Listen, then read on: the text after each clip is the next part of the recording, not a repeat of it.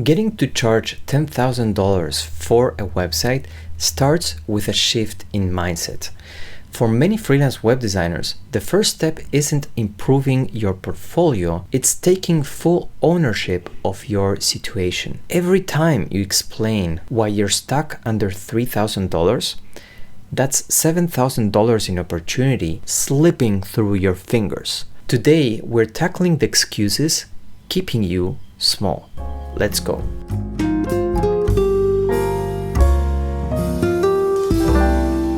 Hello my friend, if you're new to the channel, welcome. My name is Adrian Somoza and I focus on helping talented freelance web designers grow their talent and charge what they are worth. So let's start with the first excuse, okay? But Adrian, if you knew my country, let me stop you right there, okay? I live in Argentina, guys.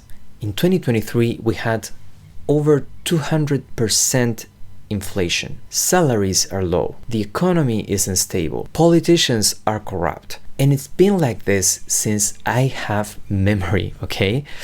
Yet, I built a business and scaled it to 6 figures. And in these 3 years building this business, the country didn't change. I changed. I learned to communicate value. I learned to solve more complex problems.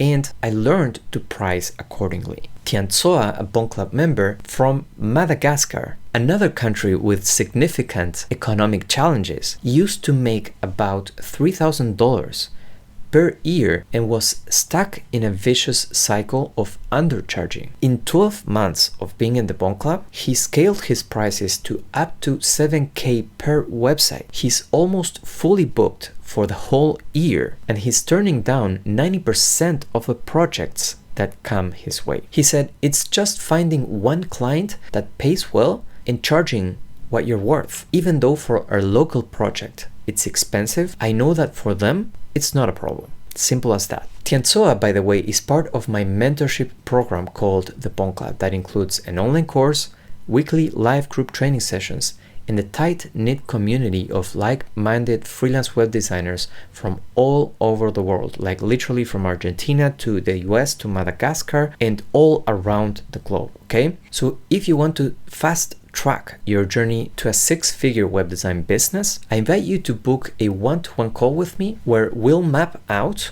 your plan and see if you're a fit to join. Link is in the description. Now, let's talk about the second excuse, okay? The market is slow right now. Oh my gosh, I've heard this so many times, right? Blaming the market for slowing down is really like blaming winter for being cold. Instead of complaining, build a fire. Sales will slow down. People will go on holidays. Crisis will hit the world, like COVID, right? So you better prepare to navigate the winters in life and in business, my friend, instead of wishing them away, okay? Some designers thrive during slow seasons because they've put systems in place, they left excuses aside, and they maintained their pipelines full. Like Tianzoa, who didn't depend on the market and has now a pipeline for the whole year, okay? Excuse number 3. I'm an introvert. I hate social media. Well, guess what, my friend? I'm an introvert too. I get energized when I'm alone, during my morning walks, listening to audios, and every time I post a video, I second guess it. You better believe it. But you know what? After 7 years of doing this, that doesn't stop me anymore. It used to stop me, but it doesn't stop me anymore. I used to spend 3-6 months without posting because of a mean comment of a viewer. But now it doesn't stop me. Why? Because I know the content works. It builds trust, it brings leads, people like it. Even though I might not like it, people still like it. I know I'm my biggest critic. And so it's normal that I don't like my content because I know what could be improved. That's why I can improve it constantly, right? And my next video is going to be better than this one. Now, you don't have to become an influencer, but you do have to show up, right? You don't have to become viral. You don't have to do, dance and point at text, right? And have like viral things that are really weird and uncomfortable, but you have to show up consistently as a business owner. The only way people will know you and will get to know your work is if you show up and you put yourself out there. Social media is like getting on stage. The first time it's really nerve-wracking, but as you keep doing it, it becomes easier and easier. Excuse number 4, I hate sales. Most people hate sales because they associate it with manipulation and pushy tactics. But good sales isn't that. Good sales is about service. It's about helping other people. It's about helping people understand their needs and providing a solution to their problem. I've had clients who even thanked me after sales calls. Not because I convinced them, but because I helped them gain clarity on their struggles and make a confident decision for themselves. And here comes excuse number 5.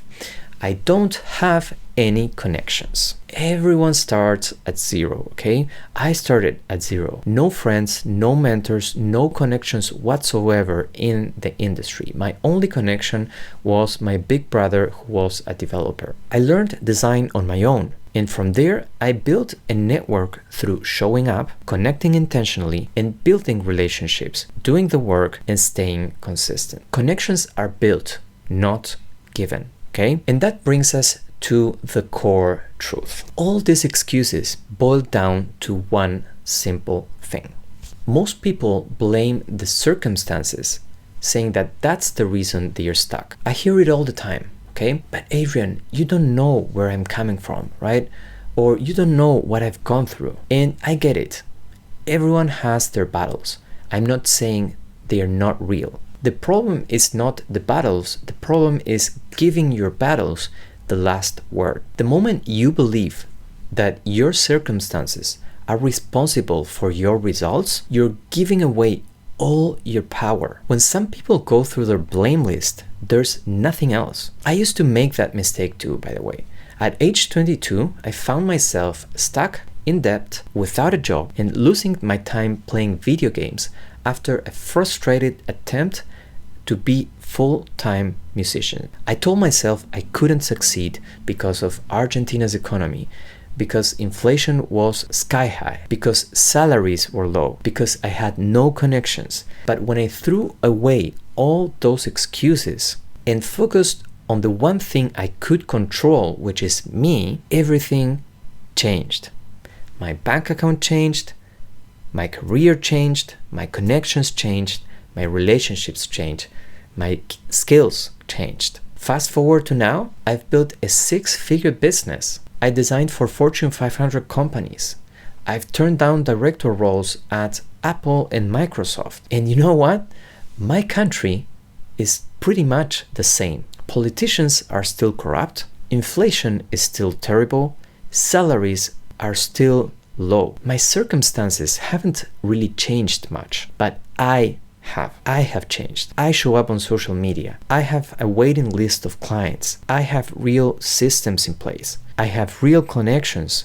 I have real opportunities. All because I stopped giving my circumstances the last word and the power to dictate my future. Circumstances are hard. And I know that for some it might be even harder than for others. But if your potential is at least $10,000 a month, which if you're watching this video, it probably is, by the way, then your excuses are costing you the gap between what you're earning today and those 10K months. Just make the maths, okay? So if you're really serious about scaling to 6 figures as a freelance web designer, stop putting responsibility outside of yourself. Stop saying things like, if only the economy were better, or if I only had more time, or if I only had more support. Own your journey, own your growth, because if you change, everything will change for you. And if you're tired of trying this alone, I invite you to book a free strategy call with me. We'll map out your plan and see if you're a good fit to join the BONT Club. Link is below. That's it for today. I hope you found it valuable, my friend. And as always, let's bridge the gap one pixel at a time. And if you're not ready to join the BONT Club yet, then keep learning here.